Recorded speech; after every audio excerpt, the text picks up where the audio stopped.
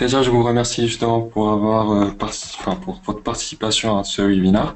J'espère qu'il vous sera utile et que justement nous aurons l'occasion d'échanger soit au cours de ce webinaire, soit juste après. Donc, comme c'est intitulé, ça serait sur la gestion de la réputation numérique, qui est un concept quand même nouveau par rapport à notre marché et qui date quand même de pas mal de temps et qui prouve justement qu'on est en plein mutation vers tout ce qui est digital, vers tout ce qui est réputation sur Internet, tout ce qui est échange sur Internet et business. Et donc le but pour nous en fait, c'est de savoir comment gérer notre image sur le web, justement pour les entreprises, pour les individus, etc. Parce qu'aujourd'hui le web c'est quelque chose qui est primordial pour chacun de nous, pour chaque business, etc. Donc il faudrait qu'on parte d'abord d'une bonne image pour pour réaliser ces objectifs. Donc déjà, je vais me présenter. Je m'appelle Souleymane Amri. Je suis fondateur et directeur de Forcinet qui organise ce webinaire. Donc Forcinet, c'est une agence de communication et marketing spécialisée en tout ce qui est digital, donc marketing digital, communication digitale. Je suis de formation ingénieur en IT et de formation en business management. Et c'est ce qui fait qu'aujourd'hui, on se positionne dans tout ce qui est marketing digital comme étant la composante qui réunit à la fois la partie technique et technologique en quelque sorte, et la partie marketing et communication. Forcinet, c'est, comme je vous ai dit, Forcinet, c'est une entreprise de communication et marketing. Nous sommes principalement spécialisés dans tout ce qui est digital. Et en fait, le service principal que nous proposons, c'est un peu notre cœur de métier, c'est la gestion de la réputation numérique. Donc, c'est la gestion de la réputation. Et on propose avec des services qui sont complémentaires, puisqu'on part d'une base qui consiste à proposer toute la chaîne digitale. Donc, nous accompagnons les entreprises à établir leur stratégie digitale, à faire des audits digitaux également pour connaître leur positionnement sur Internet, définir leurs objectifs stratégiques par rapport à leur business sur Internet. Nous proposons des services de marketing digital, donc que ce soit la création de sites web, le référencement, tout ce qui est publicité sur Internet et bien évidemment tout ce qui est lié aux réseaux sociaux, donc le community management, soit en termes de gestion et animation des communautés de l'entreprise sur Internet, ou également la publicité sur les réseaux sociaux. On propose également des formations pour les entreprises pour accompagner justement cette montée en compétences dans le digital et accompagner toute transformation digitale que l'entreprise a besoin de faire. Et également tout ce qui est management de la marque, puisqu'aujourd'hui, quand on parle justement de grandes entreprises, de multinationales, il faut garder quand même une cohérence de la marque sur Internet. C'est quelque chose qui est nécessaire puisque tout le monde a accès à toutes les informations que vous mettez en ligne. Et c'est quelque chose qu'on fait également. Et tous ces services, en fait, ça tourne autour de la gestion de réputation numérique dans le sens où euh, une entreprise, une marque, un individu, quelles que soient les actions qu'il va faire sur Internet, il devrait avoir quand même comme objectif d'avoir une bonne réputation en ligne qui va lui permettre d'atteindre ses objectifs. Alors, pour cette présentation, nous allons un peu parler de l'information en général dans le monde du digital, donc sa nécessité, son importance. Pour passer à la définition de la réputation numérique, qu'est-ce, qu'est-ce que ça veut dire réputation numérique? Quand on parle d'e-réputation, c'est quoi, pourquoi, etc. Les risques et les enjeux de l'e-réputation, donc qu'est-ce qui se passe quand on a une mauvaise réputation numérique et qu'est-ce qui se passe quand on a une bonne réputation numérique? Pour passer à la partie opérationnelle, et donc comment on mesure cette e-réputation, quand on dit par exemple que votre e-réputation elle est mauvaise ou elle est bonne, comment on fait pour la mesurer et comment justement on la gère, quelle que soit la situation, que ce soit positive ou négative, la réputation numérique elle doit être gérée parce que ça change du jour au lendemain. Et donc on va voir quels sont les dispositifs pour la gérer et enfin terminer avec des conseils généraux à travers ce qu'on a dit. Donc, en parlant justement de l'information, que tout le monde sait très bien que l'information elle est vitale pour chaque entreprise, mais aujourd'hui l'information est aussi vitale dans tout ce qui se passe au niveau du digital. Aujourd'hui, elle a une grande importance et on voit justement sur le slide, en une minute combien d'informations est échangées à travers les réseaux sociaux, sur Internet, les sites web, les agrégateurs de données, etc. Donc on voit très bien combien de publications, par exemple, sur Facebook. Donc dans une minute, il y a plus que 4 millions de posts. Dans une minute, il y a plus de 300 heures de vidéos qui commencent à être visionnées sur YouTube. Donc, une minute sur Internet, c'est un flux énorme d'informations que les gens sont en train d'échanger ou que les gens sont en train de lire, de rédiger, etc. Et c'est ça un peu ce qui conditionne le monde de l'Internet et qui fait que c'est un monde d'influence.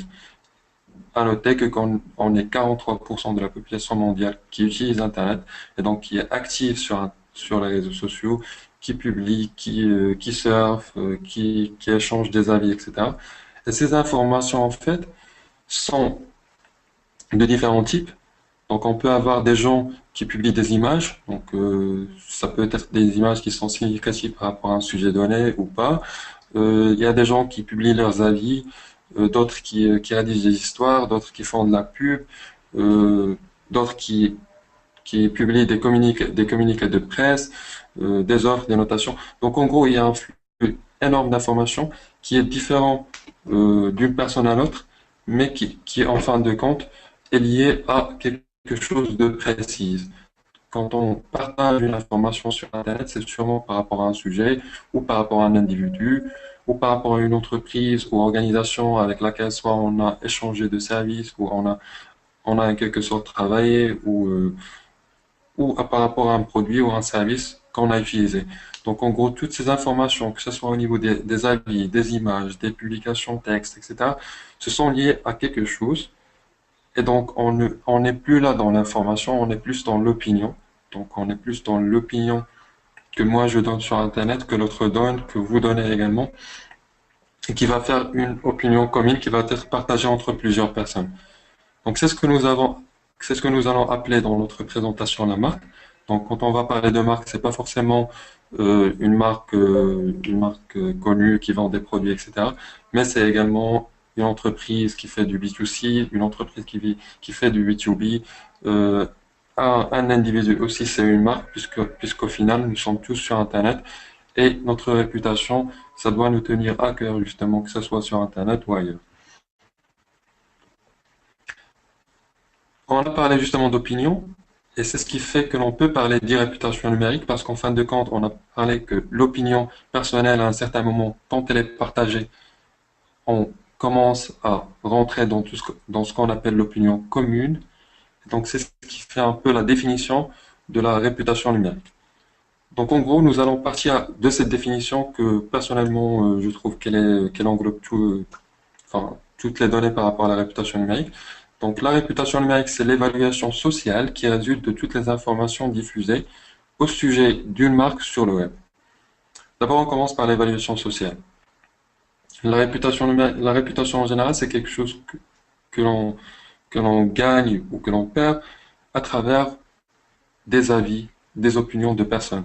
Donc, on est quand même dans la société. En général, pour la réputation, on est dans une approche sociétale, dans une approche sociale, des gens qui échangent des informations entre eux. Et justement, sur Internet, ça ne change pas, puisque Internet, justement, a consolidé cet aspect social grâce aux réseaux sociaux, grâce à la possibilité de partager avec des personnes qu'on ne connaît pas. Et donc, la réputation, c'est un peu cette opinion commune, c'est l'évaluation de tout ce qui se passe par rapport à l'entreprise, à l'organisation, à l'individu, donc à la marque en général, sur Internet. À travers quoi? À travers des informations qui sont diffusées à son sujet. Donc, ça peut être des informations que la marque diffuse elle-même, mais ça peut également être des informations qui sont pas maîtrisées par elle. Donc, des informations que les gens sont en train de diffuser. Juste pour cerner un peu les différences entre réputation et irréputation. Avant, on était dans la réputation en général. Donc, avant l'ère d'Internet, avant l'ère des réseaux sociaux, le flux d'informations énorme, etc. Donc, on était plutôt dans un temps long dans lequel on construit la réputation. Parce elle dépendait de la géographie, elle dépendait du service ou du produit qu'on vend, des compétences qu'on affiche par rapport à un milieu limité en termes géographiques. Mais maintenant, avec la réputation numérique, le temps est relativement court. Et on le voit parfois, il y a des marques qui, euh, qui intègrent les réseaux sociaux, par exemple, pour une durée qui est courte, et quand même qui gagnent une bonne réputation au début. Avant, la réputation, elle était plutôt propagée grâce au bouche à oreille. Maintenant, elle est principalement propagée grâce au marketing viral, donc la viralité que propose Internet. Et donc, on parle toujours de bouche à oreille, mais un bouche à oreille qui est digital. Et c'est un bouche à oreille qui est plus perspicace pour la simple raison qu'avant, le bouche à oreille, c'était entre amis, c'était avec les proches. Donc, c'était vraiment limité en termes de nombre. On pouvait parler d'une marque ou d'une déception ou d'une bonne expérience à 10 personnes maximum, à 20 personnes donc maximum. Maintenant, avec le digital, justement, avec la réputation numérique, les gens ont tendance de propager l'information ou l'avis qu'ils ont à des gens qu'ils ne connaissent pas. Et donc, ça peut être des milliers de personnes partout dans le monde qui vont lire, qui vont avoir une idée de ce que vous dites par rapport à une marque donnée. Donc, on a parlé justement, la réputation avait une portée géographique limitée. La e-réputation, elle a une portée très large. Donc, ça ne se limite pas à une ville ou à un quartier ou à un pays. Ça se limite pas. C'est partout dans le monde. Un avis que je partage aujourd'hui peut être lu par plusieurs personnes dans le monde entier. La réputation consistait sur l'élaboration par les médias classiques. Donc, on était principalement dans la gestion de la réputation numérique.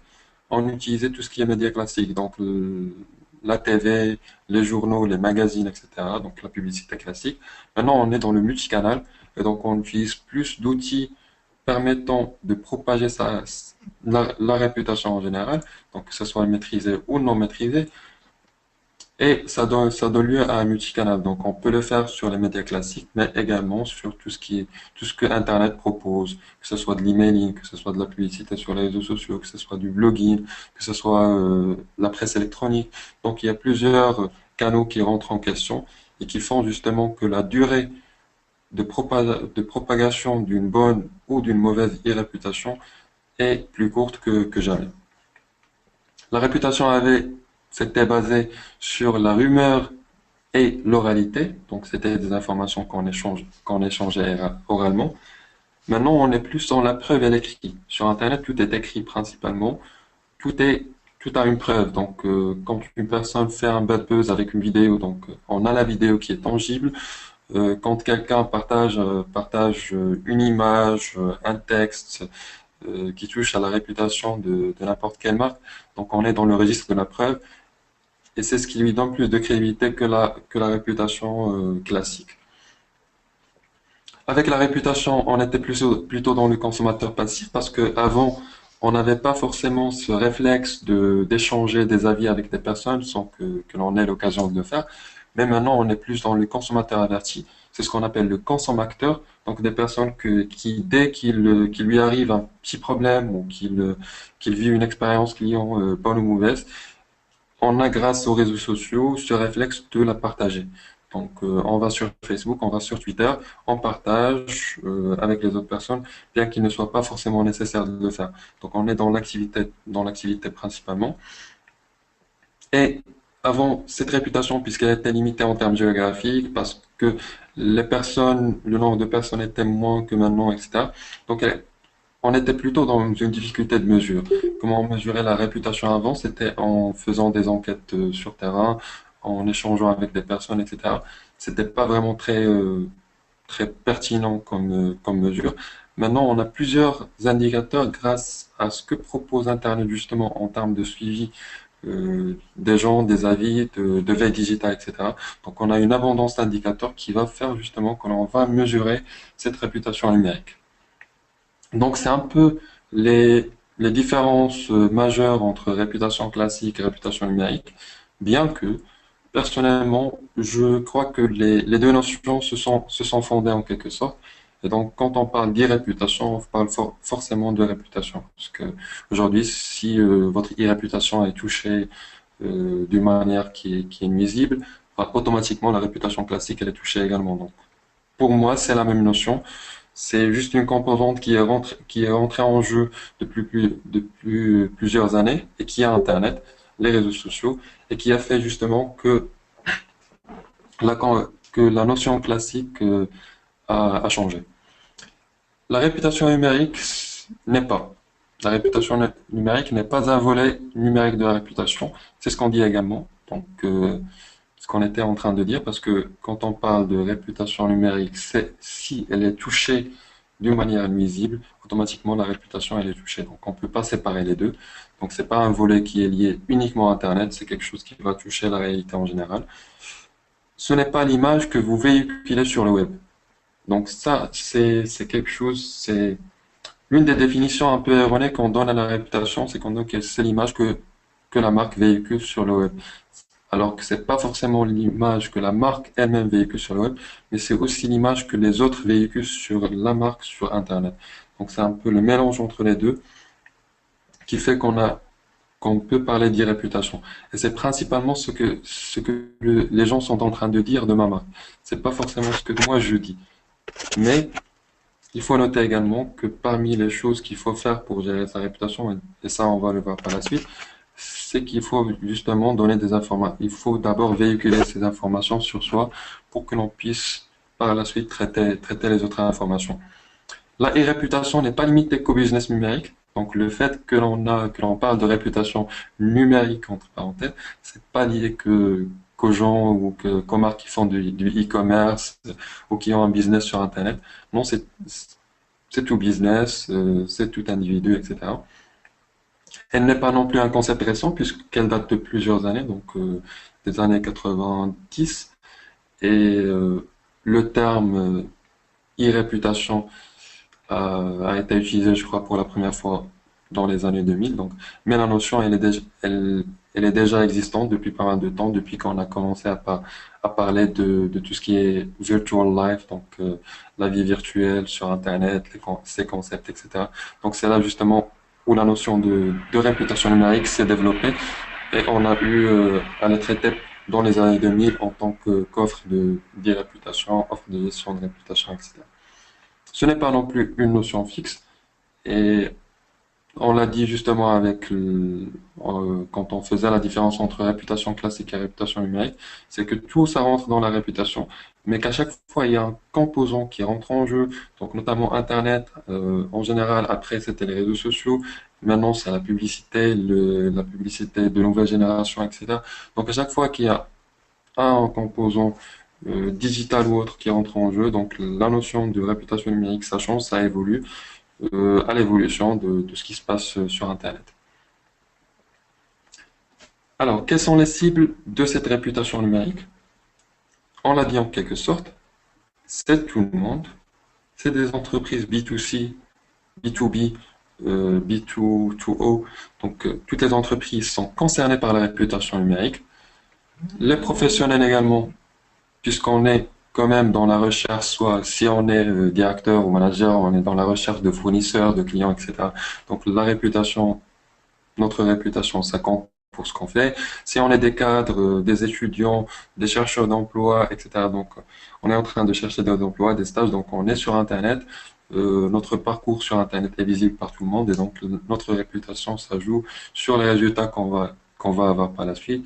Tout type d'organisation, que ce soit gouvernementale ou non gouvernementale, sont assujettis à la réputation numérique, puisque justement on est soit dans la recherche de partenaires, de collaborateurs, d'employeurs, de recruteurs, etc. Donc, et tant qu'on fait cette recherche, les gens sont en train de nous chercher sur Internet, de vouloir savoir connaître plus d'informations sur ce qu'on fait, sur ce qu'on ne fait pas, ce qu'on publie, ce qu'on ne publie pas. Justement, c'est l'intérêt un peu des réseaux professionnels, donc LinkedIn, Viadeo, etc.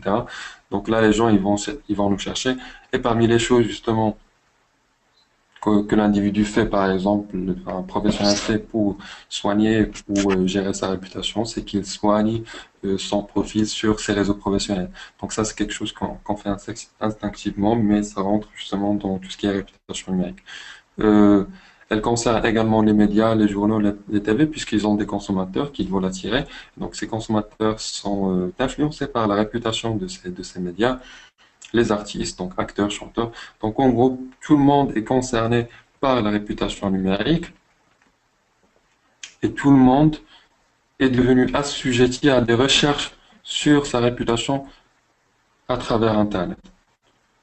Et là, on parle voilà, c'est une caricature, des personnes qui passent des entretiens euh, pour avoir un job, etc. Et donc, le recruteur, il est en train de chercher sur Internet pour voir justement qu'est-ce que la personne elle publie, ses amis, enfin voilà, les influences qu'elle a, etc.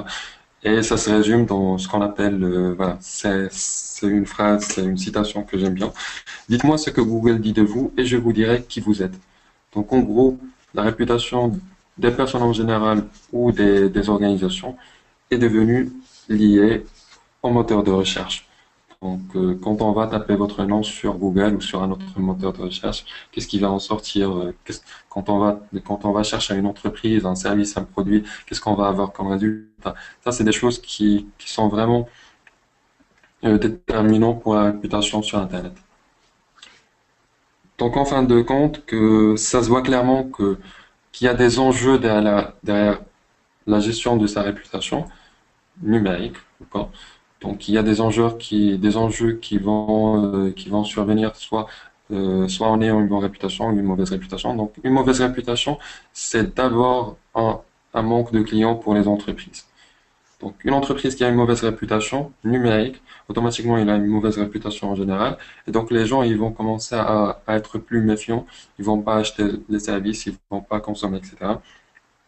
Donc, ça va se répercuter sur le nombre de clients, ça va se répercuter sur le chiffre d'affaires, mais aussi ça, sur la crédibilité, puisque il est vraiment difficile de régénérer sa crédibilité après que l'on ait une mauvaise réputation. Il y a aussi le problème que quand on a une mauvaise réputation, on maîtrise moins sa communication. Et ça, on peut le voir sur les réseaux sociaux, puisque parfois on a des bad buzz, donc des buzz qui sont mauvais par rapport à une entreprise ou un produit ou un service. Et donc, tellement les gens, ils sont très actifs dans ce sens, dans les publications, ils sont parfois très créateurs en termes de critique de ce qui est de la situation, que l'entreprise, l'organisation ou la marque qui est concernée, elle n'arrive pas à maîtriser sa communication parce que tout se détourne d'une mauvaise façon. Et ça, c'est le résultat d'une mauvaise réputation à la base. On perd donc notre positionnement, que ce soit le positionnement général de l'entreprise, mais également le positionnement par rapport aux produits ou aux services qu'on propose, le positionnement par rapport aux clients. Il y a des pertes d'opportunités puisque les gens qui seront intéressés de collaborer avec nous, quand ils vont voir ça, ils vont être aussi méfiants et donc ils vont chercher d'autres collaborateurs. Donc il y a un manque d'opportunités. La marque employeur, elle est aussi touchée puisque l'entreprise, elle emploie des gens et ces gens aussi ils vont avoir un problème de confiance en leur employeur. Donc l'image de marque en général, elle est touchée. Par contre, avec une bonne e-réputation, tout ça, c'est l'inverse. C'est l'inverse de tout ce qu'on a dit. Donc, une bonne réputation, ça va faire que les gens, ils vont être plus attirés vers nous, donc plus de clients, plus de positionnement, un ciblage plus efficace puisque la communication va être plus maîtrisée, euh, une confiance par rapport aux partenaires, une confiance par rapport aux collaborateurs, une confiance par rapport aux clients. Donc, c'est une ambiance de confiance.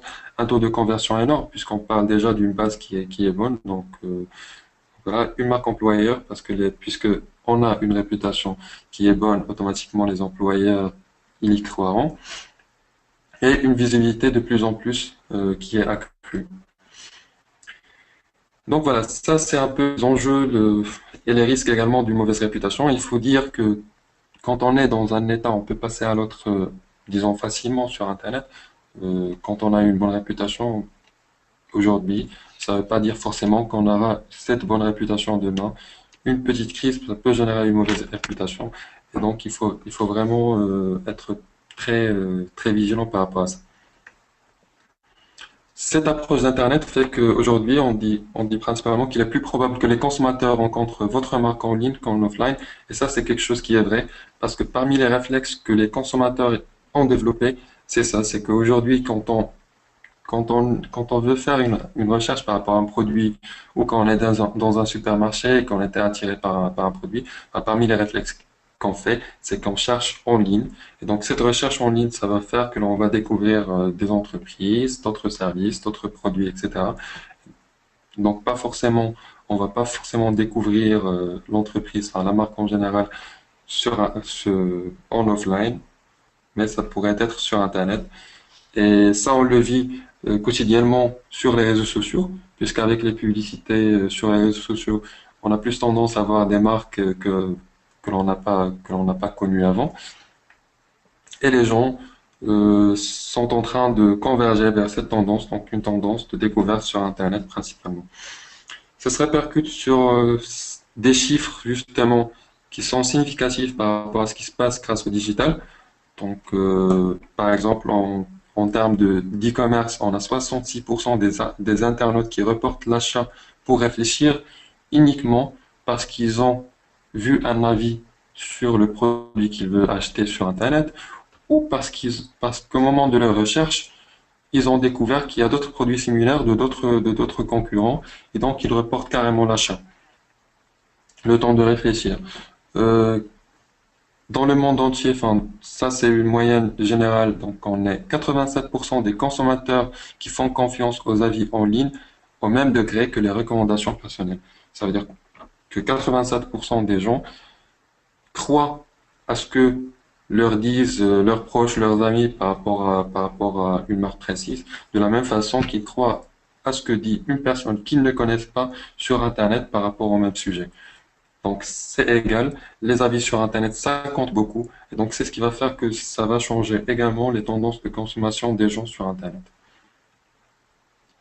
Alors maintenant, on a parlé de la réputation, on a défini c'est quoi une réputation numérique, c'est quoi ses enjeux, c'est quoi ses risques. On parle principalement de mesures de réputation. C'est qu'aujourd'hui, quand on parle de mauvaise e-réputation ou de bonne réputation, sur quoi on se base pour le dire? Eh ben, tout simplement sur trois composantes principales. La première, c'est la présence web. Et donc, c'est la représentation de votre marque sur Internet, que ce soit sur le site web, les réseaux sociaux, les blogs, etc. Donc, c'est un peu une représentation qui est à la fois, qui émane à la fois de ce que vous, en tant que marque, faites sur Internet, mais également de ce que les autres sont en train de dire sur vous sur Internet. Donc, ça, c'est la partie présente. La deuxième composante, c'est le taux d'engagement. C'est d'abord le degré d'interaction des internautes avec la marque, avec votre marque. Donc, comment les internautes sont en train d'agir avec ce que vous faites sur Internet, mais également votre taux d'engagement sur Internet, parce que vous n'êtes pas là que pour avoir un site web qui va rester statique ou pour avoir une page qui va pas être active, etc. Mais vous êtes là sur Internet pour prouver des choses, pour prouver votre expertise, pour montrer aux gens que vous avez des services à offrir, des produits, que vous êtes les meilleurs par rapport à d'autres, etc. Donc, ça va aussi se jouer sur votre taux d'engagement dans ce que vous faites sur Internet. La dernière composante, et c'est ça ce qui a défini dans notre présentation la réputation numérique, c'est l'opinion commune. C'est qu'on arrive à calculer un peu le sentiment général qu'éprouve la communauté web à propos de votre marque. Donc, comment ils la conçoivent, quels sont les messages clés auxquels on pense automatiquement quand on parle de votre marque. Est-ce qu'il y a quelque chose qui est mauvaise, qui perce leur esprit directement, ou est-ce qu'elle est bonne, etc. Et donc ça, c'est quelque chose qu'on vit en tant qu'individu chaque jour. Donc chaque jour, nous sommes assujettis à réfléchir par rapport à des marques quand on entend juste le nom de l'entreprise et il y a automatiquement une pensée derrière qui dit que voilà, ça, c'est une entreprise qui a une mauvaise réputation, une bonne réputation, etc. Alors, en détail, comment on mesure cette présence sur Internet. Donc, la première composante qui est la présence web. D'abord, on fait de la veille digitale pour connaître toutes les mentions de sa marque. Ça veut dire que, par exemple, je suis Fortinet, je dois absolument savoir où est-ce que ma marque, la marque Fortinet a été mentionnée sur Internet. Donc, que ça soit sur les réseaux sociaux, que ce soit sur la presse électronique, les blogs, etc. Donc, je dois savoir qu'est-ce qui s'est dit sur moi. Donc, les mentions, là où Monsieur Souleymane Amri a écrit Fortinet, je dois le connaître sur Internet pour savoir ce qu'il a dit exactement. Et puis justement, de définir les canaux de présence, parce que ces canaux de présence vont me permettre par la suite de savoir sur quel canal je dois me positionner ou sur quel canal je dois me positionner. Parce que moi, par exemple, ça sur le slide, c'est l'exemple d'une étude que nous avons faite septembre 2015 sur les banques marocaines. Donc c'est un comparatif de communication digitale sur les banques. Si on prend par exemple le cas du groupe Crédit Agricole que l'on voit sur l'image, à Crédit Agricole, il cherche les mentions où il est mentionné. Donc voilà, il a trouvé où il est mentionné, quelles sont les mentions exactes. Donc quels sont les canaux? On voit qu'il est plus mentionné sur Twitter, sur la presse électronique. Automatiquement, groupe Crédit Agricole du Maroc, il va savoir justement la leçon qu'il va tirer, c'est ça, c'est que sa cible, les gens qui interagissent le plus avec lui sont sur Twitter et sur la presse électronique. Donc sa communication doit les toucher, donc il doit être présent dans ces canaux-là. Ça, c'est juste un exemple généraliste. C'est par rapport d'ailleurs, ça c'est une étude par rapport à moi, mais ce travail, ça se fait sur une durée qui est très longue, donc ça peut être une année, 2 ans, etc., pour savoir exactement. C'est quelque chose qui va nous permettre de connaître d'abord ce que les gens sont en train de dire de nous, et aussi de connaître les canaux sur lesquels on doit être présent. La deuxième composante, c'est le taux d'engagement. Et donc, comme on a dit, c'est d'abord l'engagement de la marque elle-même dans ce qu'elle fait sur Internet. Donc, la fréquence de publication, son taux d'implication sur Internet, la fréquence sur laquelle elle publie sur les réseaux sociaux, fréquence par rapport à chaque réseau social, euh, également l'activité de son site web. Est-ce que c'est un site web qui est juste, voilà, qui est, qui change de contenu fréquemment? Est-ce que c'est quelque chose qui est statique depuis sa création? Donc, ce sont des choses qui influencent la réputation numérique et qu'on doit analyser pour savoir si on est sur la bonne voie. Là, l'exemple, justement, c'est toujours le cas des banques. Donc, voilà, le nombre de fans, par exemple, sur Facebook, euh, leurs engagements en termes d'interaction avec les publications aussi, qui est la deuxième composante, puisque après le taux d'engagement de la marque elle-même, il y a le taux d'engagement des internautes, donc qui se calcule à travers tout ce qui est interaction des internautes, like, partage, commentaires, etc. Et maintenant, par exemple, sur Facebook, on commence à parler de réactions, donc de réactions qu'il faut analyser. Donc, on ne parle pas que de like, mais est-ce que le like a été pour exprimer sa joie ou pour exprimer son amour ou pour exprimer sa tristesse, etc. Donc, c'est grâce à des réactions que Facebook a implémentées récemment et donc on doit les analyser aussi pour savoir justement euh, quelle était la tendance en quelque sorte, qu'est-ce que les gens ont ressenti par rapport à nos publications. Et il y a le taux d'engagement en termes de discussion. Donc les gens, qu'est-ce qu'ils sont en train de dire dans les commentaires, comment ils interagissent avec les commentaires, est-ce qu'ils nous envoient des choses, est-ce qu'ils ajoutent quelque chose, une valeur ajoutée à ce que nous publions. Donc c'est des choses qu'il faut analyser et c'est en gros le taux d'engagement qu'il faut calculer pour sa réputation numérique. Enfin, il y a la partie opinion commune. Donc, où on a fait la veille digitale et qu'on a tiré toutes les mentions par rapport à une marque, donc ce qu'on dit de cette marque, où est-ce qu'on parle de cette marque, etc. Il faut passer à l'analyse de tout ce qui est positif, négatif ou neutre. Donc, il faut savoir justement, est-ce qu'on est en train de dire est positif ou négatif pour que l'on puisse mettre en place des actions.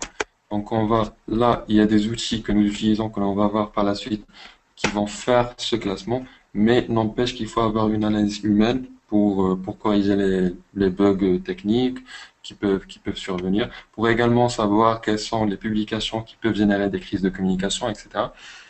Donc, on va les disposer entre positif, négatif et neutre, et mesurer et analyser l'évolution de tout ce qui est négatif ou tout ce qui est positif par rapport à une marque. Parce que ça évolue, ça peut évoluer vers le sens positif, comme ça peut évoluer vers le sens négatif. Et il faut à chaque fois mettre en place des actions. Ça veut dire que même si on est dans le positif, il faut mettre des actions de prévention contre ce qui peut venir, mais aussi penser à fidéliser ces gens qui disent des choses positives par rapport à notre marque, avoir le témoignage, à ce qu'ils partagent plus leurs expériences avec notre service ou avec vous en tant que personne, en tant que marque personnelle. Donc c'est quelque chose qui va servir. Donc en gros, c'est les trois composantes qu'on mesure. Et donc c'est là justement que commence la gestion. Après l'avoir mesuré, donc on a su est-ce qu'on est dans le positif ou dans le négatif, ce que les gens sont en train de dire. On commence la gestion. Et là, je voudrais attirer l'attention sur deux réflexes que nous avons actuellement, dont l'un, je l'ai déjà mentionné, et que je résumerai dans le modèle mental du marketing. En gros, juste pour expliquer c'est quoi le modèle mental du marketing, ça a démarré en 2005 avec une étude de Procter Gamble sur la manière dont se passe l'achat dans des supermarchés. Donc, ils ont pris, je crois, 5000 magasins de différents types. Donc, ceux qui vendent des voitures, ceux qui vendent la consommation, la grande consommation, les produits alimentaires, etc. Donc plusieurs types de consommation et ils ont suivi le consommateur, comment il fait pour prendre la décision d'acheter. Ça, c'était en 2005. Ils ont sorti avec trois phases principales que nous voyons sur le schéma. Donc la première, c'était le stimulus. Le stimulus, c'est le moment où on est attiré par un service ou un produit, etc. Et c'est là où le besoin se déclenche en quelque sorte.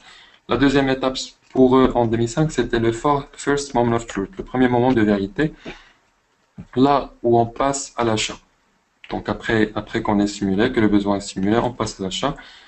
La troisième étape, c'était le second moment of truth. Donc le deuxième moment de vérité, c'est après la première expérience de l'achat. Donc si on est satisfait ou pas, on revient, on réachète ou on réachète pas. Alors ça, c'était en 2005. C'était une consommation classique qu'on voit quand même toujours, en quelque sorte. En 2011, Google a intervenu sur ce modèle pour parler de le Z-Mode, que vous voyez en gros. C'est le Zero Moment of Truth. Donc c'est une autre étape qui est ajoutée et qui consiste au réflexe que les gens sont en train de font à chaque fois que le besoin est simulé. Ça veut dire qu'avant, le besoin, quand il est simulé, je passe directement à la phase d'achat. Aujourd'hui, quand le besoin est simulé, je passe pas directement à la phase d'achat, mais le premier réflexe que je fais, c'est justement la recherche sur Internet. Donc le Zero Moment of Truth, c'est le moment où les gens sont en train de chercher sur Internet. J'ai vu une affiche qui m'a attiré d'un film ou un panneau publicitaire d'un produit, etc. Mais je vais pas passer à l'achat, je vais aller chercher sur Internet. Automatiquement, quand je vais aller chercher sur Internet, je ne vais pas trouver forcément que le produit que j'ai vu, mais également d'autres produits concurrents. Et il peut arriver que l'on ne trouve pas le produit que j'ai vu et que je trouve d'autres produits à sa place. Donc justement, le modèle a précisé que par rapport à cette phase, il faut vraiment que les business en général en prennent considération parce que c'est là justement où la prise de décision est énorme. Et donc, il faut que les entreprises influencent les gens pendant cette phase-là. Ça veut dire qu'ils doivent être présents, que le produit qu'ils exposent sur Internet doit être plus exposé que d'autres, etc. Donc ça, c'est le premier réflexe, le réflexe de recherche. Le deuxième réflexe, c'est le réflexe dont on a parlé tout à l'heure, c'est le réflexe de partage sur Internet. Donc, je, personnellement, je constate que les réseaux sociaux, c'est un peu la convergence des luttes. Donc, chaque groupe qui a un sujet précis à défendre, une cause, il se met dedans. Donc, et là, les gens, ils sont plus prédisposés à partager. Et ça, c'est le deuxième réflexe que les entreprises ou les individus, les marques en général, doivent en prendre en considération. Parce que tant que les gens sont en train de partager, donc il y a des gens qui parlent de vous sur Internet, et il faut savoir qu'est-ce qu'ils disent. C'est un peu là que ça commence la gestion de réputation numérique. La première des choses, c'est qu'il faut savoir qu'il y a une information maîtrisée sur Internet et une information que l'on ne maîtrise pas. Donc, pas forcément les informations que nous véhiculons. Je donne cet exemple qui est un peu marrant d'une personne aux États-Unis qui était en fait recherchée au mois de janvier dernier. Et la police a publié une photo d'elle qui date de plusieurs années, enfin, une photo qui n'est pas récente. Et le criminel, en quelque sorte, ce qu'il a fait, c'est qu'il a pris une selfie qui est nouvelle et il l'a envoyée à la police. Donc, en gros, c'est un exemple qui est marrant, mais c'est un peu significatif par rapport à ce que les gens doivent faire sur Internet, en quelque sorte. C'est-à-dire que à chaque fois, il faut renouveler son image sur Internet. À chaque fois, il faut donner des informations qui sont plus updatées, qui sont actuelles, être dans l'activité, pas dans la passivité. Donc, d'abord, il faut jouer sur la partie information maîtrisée puisque l'on la maîtrise.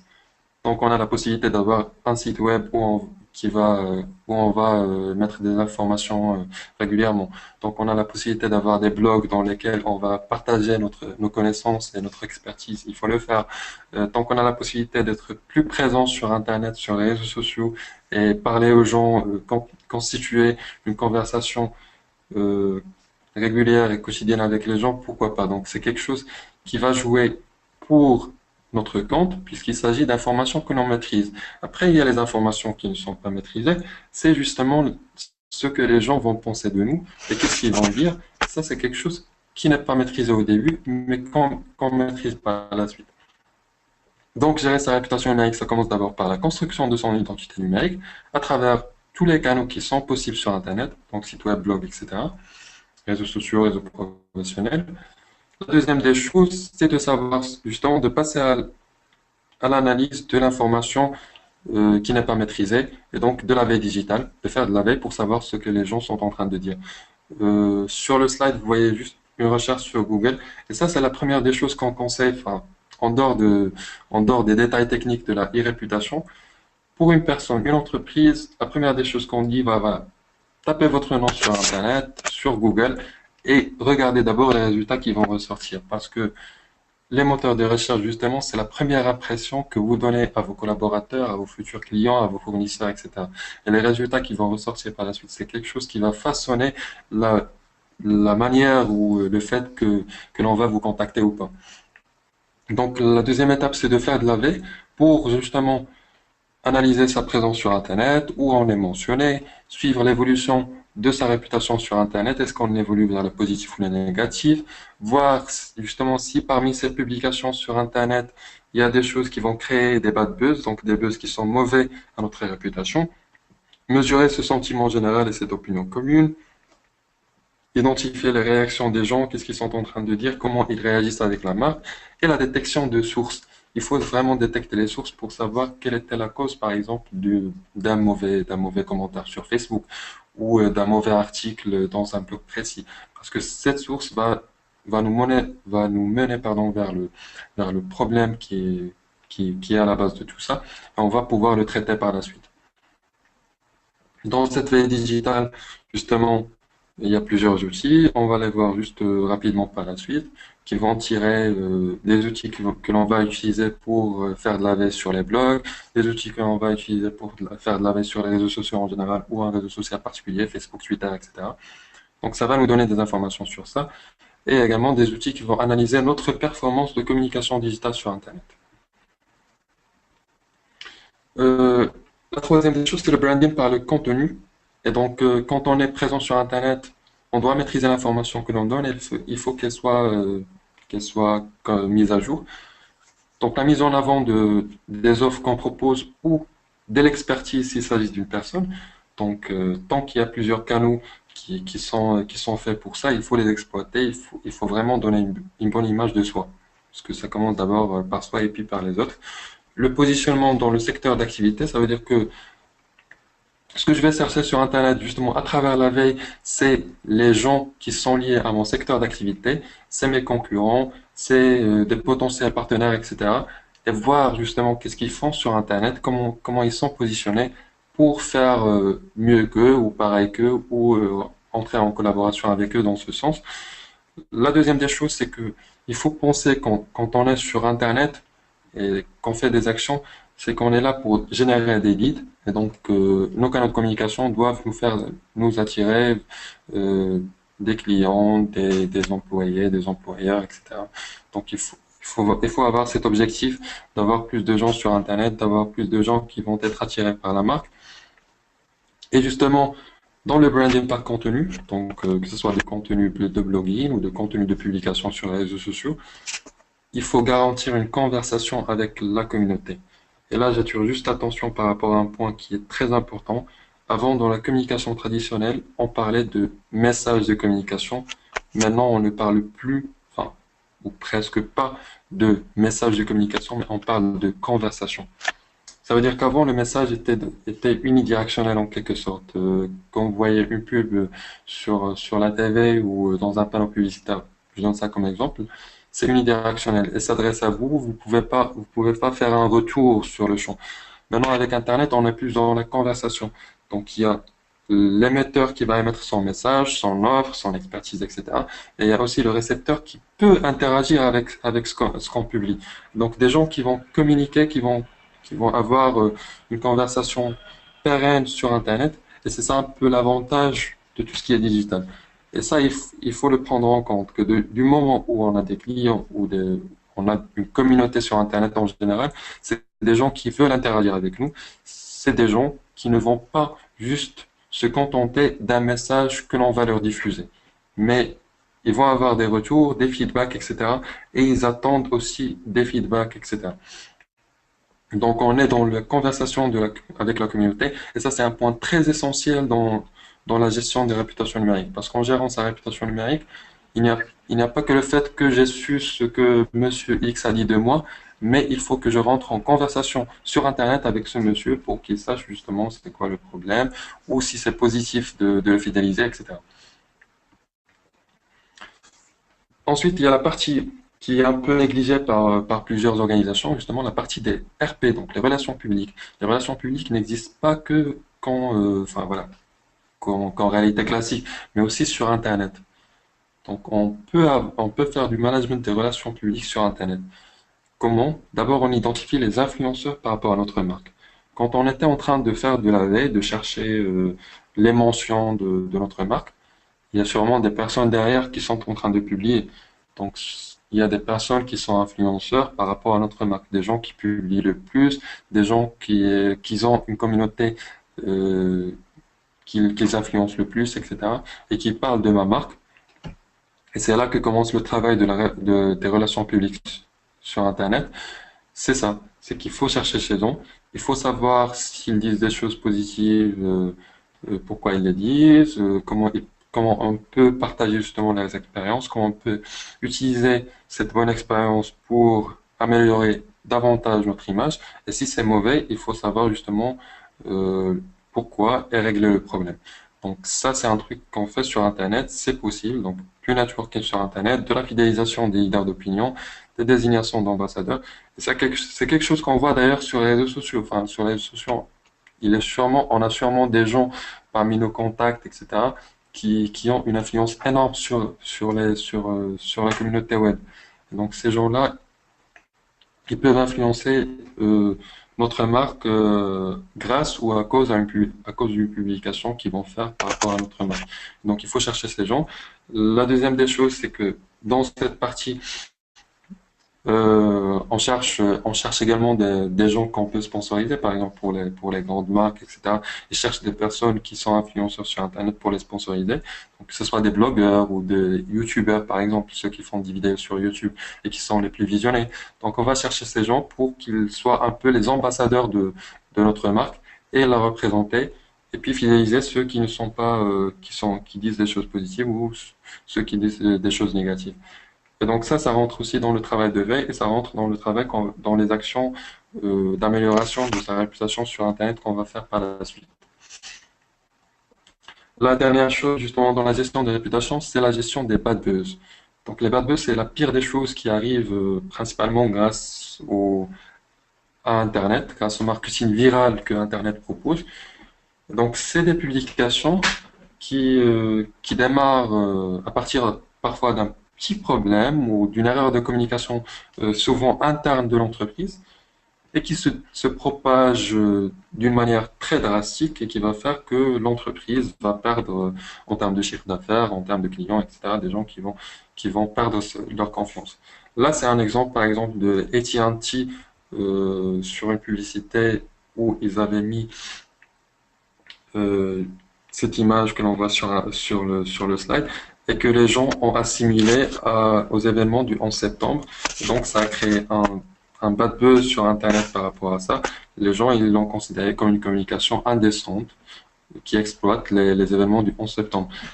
Et ça, c'est une erreur interne à l'entreprise. C'est pas quelque chose c'est pas un problème vraiment de service client ou autre chose qui a généré le bad buzz, mais c'était quelque chose qui est interne. Donc, un- une petite attention était nécessaire avant de lancer cette publicité-là. On voit là, par exemple, une crise qui a eu lieu au Maroc, une crise de communication qui a eu lieu au Maroc en 2015 par rapport à Sanofi. Donc, quand ils ont publié, ils ont fait de la publicité d'un médicament de diarrhée en ayant dans la publicité l'image de Jamefna, qui est quand même une place très connue au Maroc, donc une place très touristique. Donc les gens, ils ont considéré ça comme étant une atteinte au tourisme marocain, au tourisme à Marrakech, etc. Et ça aussi, c'est une erreur interne, etc., qui est causée par l'entreprise elle-même, parce que ben, ça a créé le bad buzz, les gens, et ça a touché sa réputation. Donc, c'était une mauvaise passe par rapport à Sanofi au Maroc pendant cette période-là. Un dernier exemple, celui de Ikea, quand elle a voulu faire son entrée au Maroc aussi l'année dernière. Donc, les gens, ils avaient comparé les catalogues entre, et ça c'était par les gens d'ailleurs. Donc, c'est pas forcément une erreur interne, mais c'est aussi par les gens qui vont détecter des choses. Ils ont comparé les catalogues, le catalogue qu'ils proposent au Maroc et le catalogue qu'ils proposent dans d'autres pays européens. Et les gens, ils ont constaté que les prix qu'ils vont pratiquer au Maroc sont généralement plus chers que ce qu'ils pratiquent au niveau de quelques pays européens. Et donc ça a créé le buzz. Ce qu'on voit sur l'image, c'est une créativité de personnes, d'individus qui n'ont rien à voir avec la marque, donc de gens qui comme j'ai dit tout à l'heure, quand on est dans le bad buzz ou quand on n'est pas satisfait, on est dans la création justement. Grâce à ce que propose Internet, on commence à créer des choses, à innover. Et donc ça, c'était vraiment très, ça a touché non pas leur réputation, mais ça a bloqué aussi le fait qu'ils intègrent le Maroc facilement. Ça a fait que les gens les ont boycottés alors qu'ils étaient juste en démarrage au Maroc. Les gens, ils ont mis en place des campagnes de boycott pour boycotter les produits IKEA au Maroc. Donc il y a eu plusieurs répercussions à cause de quelques erreurs qui sont sur interne, quelques erreurs par rapport au service ou des produits, etc. Et les gens sont actifs par rapport à ça, ils sont très vigilants. Donc, et ils exploitent le maximum de potentiel qu'offre Internet pour justement dénoncer des choses. Et il faut savoir que quand on est dans la situation d'un bad buzz, la première des choses qu'il ne faudrait pas faire, c'est censurer. Ne pas censurer. Il ne faut pas censurer du tout parce que aujourd'hui, par exemple, il y a des entreprises ou des gens qui suppriment des commentaires sur Facebook. Et ça, c'est quelque chose qui est très mauvais pour la simple raison que d'abord, c'est pas crédible. Ensuite, il y a des personnes que quand ils publient un commentaire, ils prennent une capture d'écran. Donc, s'il y a un bad buzz, ça va devenir encore pire quand vous allez supprimer leurs commentaires ou quand vous allez les bloquer ou censurer ce qu'ils disent, etc. Le deuxième élément qu'il faut faire, c'est considérer. Donc, on est dans la gestion de sa réputation, on est dans la régénération de son image. Les gens, quand ils publient quelque chose de mal, donc un bad buzz qui va toucher à votre réputation, il faut considérer ce qu'il a fait. Ça veut dire qu'il faut pas le laisser passer ou se dire que voilà, c'est une mauvaise passe et ça va passer et ne pas prendre contact avec ces personnes. Il faut chercher c'est quoi le problème. Il faut faire justement en sorte que cette personne-là, que les gens qui vont relayer par la suite, sachent que vous êtes attentif, que vous êtes en train de les écouter, que vous êtes là pour justement les rassurer. Et donc les rassurer à travers des réponses, un feedback, une résolution du problème, etc. Éviter l'effet Streisand. Ce qu'on appelle l'effet Streisand, en fait, c'est lié à une histoire qui est vraie d'une personne qui s'appelle Streisand, qui a une maison très belle dans le littoral. Et donc, il y avait il y avait une émission qui faisait un tour sur le littoral et elle a filmé de, ils ont filmé de l'avion la maison de Streisand.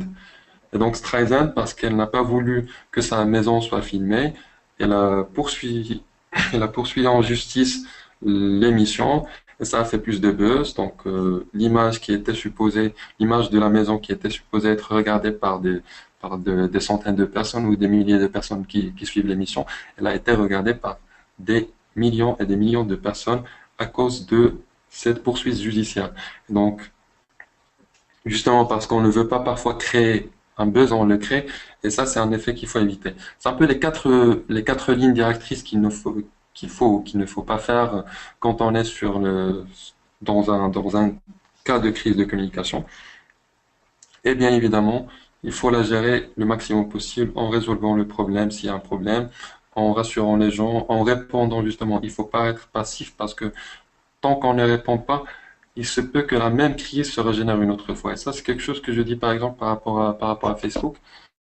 Vous pouvez constater que parfois vous postez une image qui date de 2010 et que les gens ils ont liké en 2010, etc. Ça a disparu du fil d'actualité. Mais qu'en 2016, que maintenant je viens, je la like et ça va se régénérer encore une fois. Et ça se passe également pour ces cas de crise parce que le moment où il y a une mauvaise publication à laquelle on n'a pas répondu, bah, il se peut qu'il y ait 2 ans plus tard, 3 ans, une personne qui va liker, qui va commenter, etc. Et ça va se régénérer encore une fois. Et ça, c'est quelque chose qui arrive tout le temps sur les réseaux sociaux. Et ça va créer le même bad buzz, d'où l'intérêt de répondre. Il faut répondre, il faut traiter la crise à son démarrage pour justement passer par ces étapes de crise que l'on voit sur le slide, donc la naissance jusqu'à la résolution.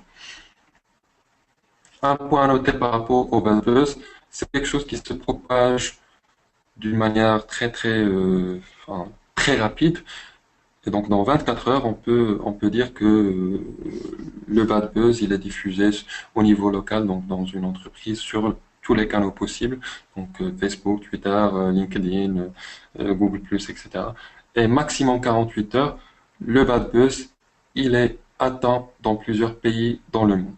Donc, c'est quelque chose qui n'est pas limité géographiquement, c'est quelque chose que quand elle touche la réputation de l'entreprise, elle la touche à une grande échelle. Donc au final, voilà, ce qu'il faut garder en tête, c'est que quand on est dans la gestion de réputation numérique, il y a des questions auxquelles il faudrait absolument répondre. D'abord, c'est qui parle de ma marque? Donc les gens qui sont en train de me mentionner. Où est-ce qu'on parle de ma marque? Donc on a parlé de canaux. Quels sont les canaux où on est le plus mentionné, sur lesquels on doit se positionner?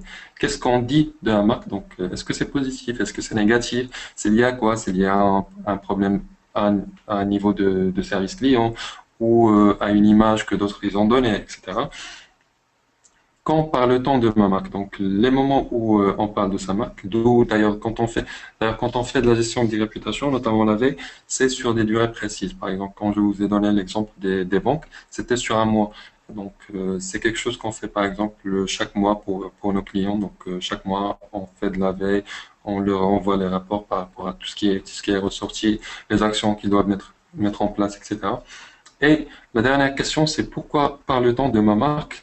Donc, il faut savoir pourquoi. Est-ce que la personne a eu affaire avec ma marque ou est-ce qu'elle a juste entendu ou est-ce qu'il y a eu un problème? Donc, il faut savoir pourquoi ils parlent. Comme ça, on pourra traiter ce qu'ils sont en train de faire. Ça, c'est les questions principales, pardon, que chaque marque doit répondre pour gérer sa réputation numérique à travers la présence, à travers l'engagement sur Internet, à travers l'influence de l'opinion commune, les relations publiques sur Internet, etc. Donc, finalement, des conseils généraux par rapport à la réputation numérique. D'abord, il faut être présent et engagé sur Internet. Il faut être plus proche de sa communauté sur le web, donc entamer une conversation avec eux. Surveiller votre image sur Internet, faire de la veille, une veille permanente qui va faire que l'on va la surveiller à fond. Anticiper, agir en temps de crise. Donc, quand on est alerté par rapport à une publication qui peut créer une crise, il faut agir sur le champ et agir de la bonne manière.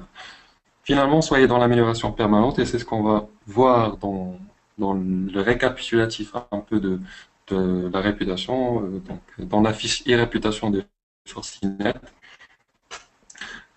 Pour résumer tout ce qu'on vient de dire, la réputation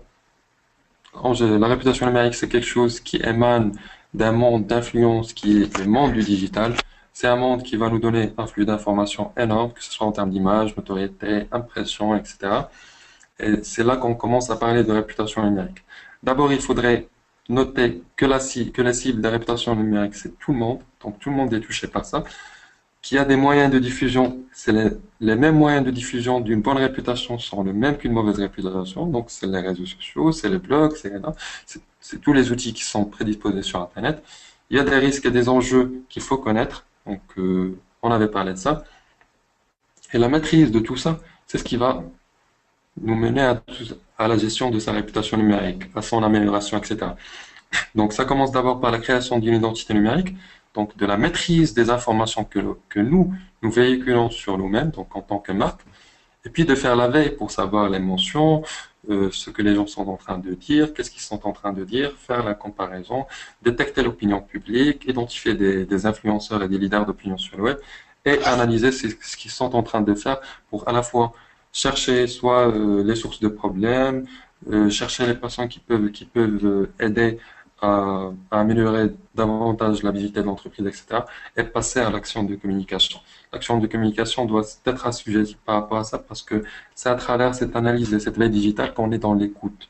Et généralement, en marketing ou en matière commerciale en général, on doit écouter les besoins des gens pour pouvoir répondre à travers des services ou des offres, ou même au niveau personnel, au plan expertise, c'est en écoutant que l'on peut proposer des choses.